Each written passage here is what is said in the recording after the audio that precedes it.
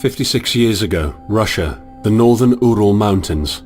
A group of 9 students of the Ural Polytechnic Institute embarked upon a difficult winter expedition to reach the Otorten mountain. Their journey seemed to progress according to plan. However, on the 7th day of their trip, the weather conditions worsened. They lost their orientation and were forced to set up a camp on the slope of the mountain called Kholat. It was their last stop. 3 weeks later in Yekaterinburg, when their families received no word of their success, the first rescue expeditions were sent.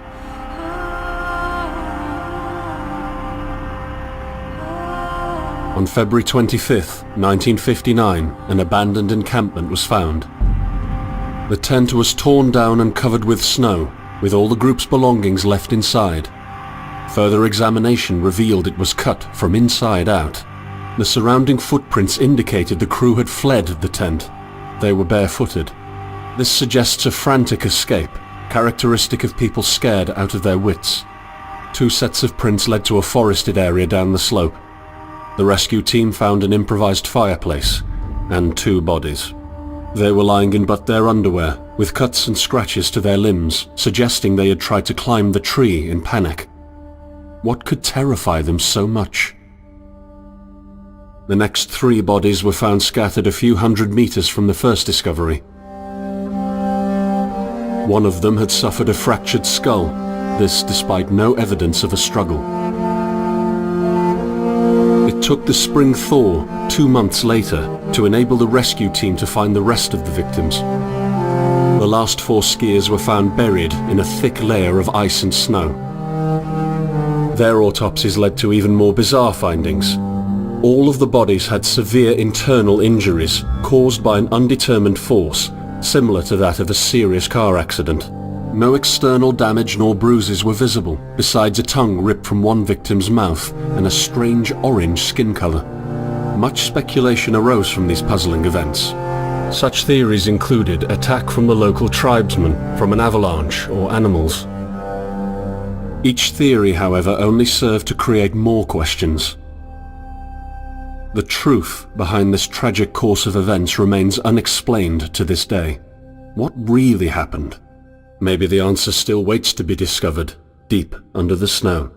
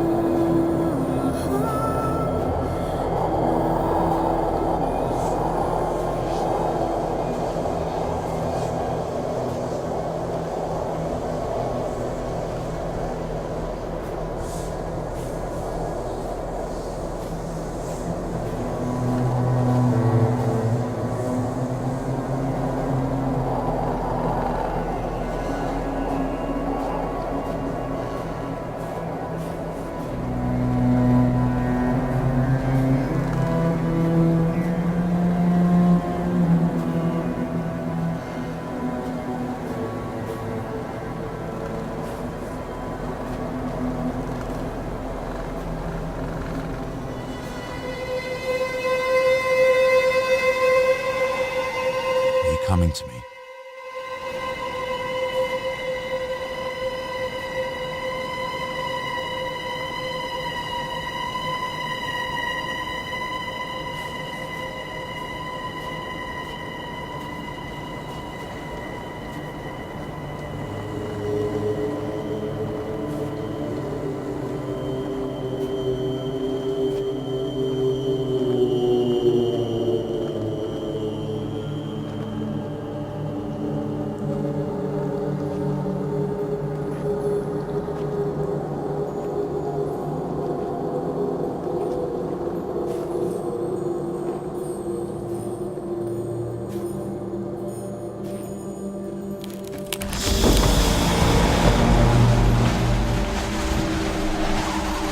In the end, the only thing I saw was a flash, an insufferable burning light, the pain ripping apart my body.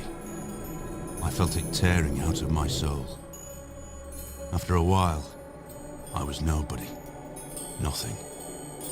The light went out and I vanished into overwhelming darkness. I welcomed the end with delight.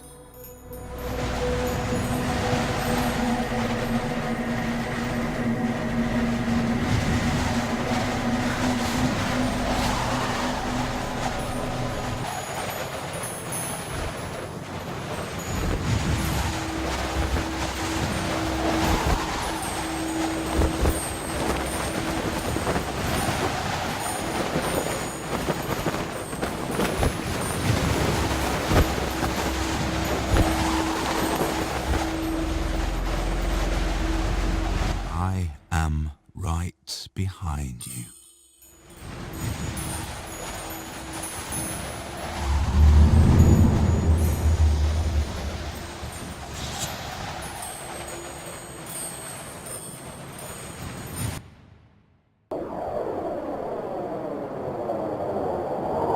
Have you ever tried to hold on to your humanity when others convince you of being no more than a subject, an object, which they can bend to their will? When they told you that you were a monster that deserved punishment, and you could really not remember your sins? When they took away your loved ones, leaving you to rot in the dark? The problem is that in their darkness, you have never been alone.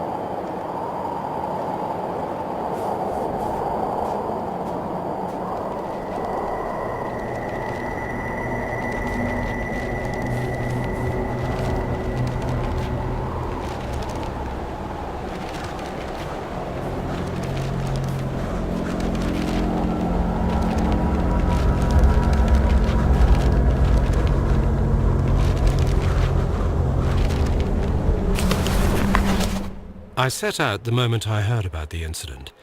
I was in the area, so I reported to the unit myself to be automatically assigned to the case. I arrived at Vichai on February the 19th, a couple of days before the Institute's rescue group. While waiting for them, I started asking around to see if anyone from among the locals knew anything about the incident. One of them said he had a hunting cabin in the search region and knew the area very well. I decided to use him as a guide. When the rescue team had finally arrived, I explained to them what the unit's role was in this mission and that all discoveries or observations should be brought to my attention before anyone else's. We established priorities, checked the equipment, and set off right away. It was not until February the 26th we found the tent that I believe belonged to the students. Initial findings show that the people in the tent cut its sidewall and for some reason tried to escape from it in panic. The tracks in the snow led to a forest 1.5 kilometers away.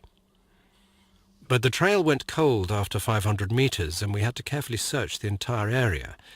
This was not a place of any average incident. We had shivers crawling all over our bodies because of the atmosphere surrounding us. I was convinced that something more than just an accident had occurred here. I had the feeling we were dealing with something unnatural.